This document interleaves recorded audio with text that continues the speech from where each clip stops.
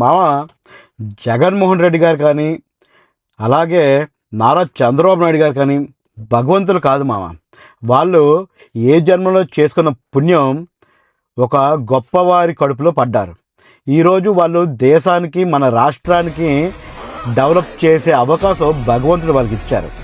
వాళ్ళు ఆ అవకాశాన్ని వినియోగం చేసుకొని నిజంగానే మన ఆంధ్రప్రదేశ్ని జగన్మోహన్ రెడ్డి గారు ఉన్నప్పుడు ఆయన డెవలప్ చేశారు. అలాగే నారా చంద్రబాబు నాయుడు గారు ఉన్నప్పుడు ఆయన డెవలప్ చేస్తున్నారు. కాకపోతే ఎడమ చెయ్యి కుడి చెయ్యికి పడినట్టు, కుడి చెయ్యి ఎడమ చెయ్యికి పడినట్టు ఆయన పరిపాలనలో వీళ్ళు దూషిస్తారు, ఈయన పరిపాలనలో వాళ్ళు దూషిస్తారు. ఇది సర్వసాధారణం. కొన్ని సందర్భాల్లో మనమే నచ్చాం.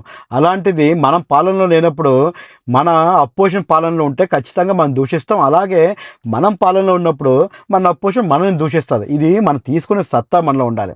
ఇది డెఫినెట్లీ జగన్మోహన్ రెడ్డి గారికి ఆ సత్తా ఉంది కాబట్టే ఈరోజు నెక్స్ట్ ఇయర్ ఆయన పాదయాత్ర చేసి మళ్ళీ 2029లో సీఎం అవడానికి అడుగులు వేస్తున్నారు.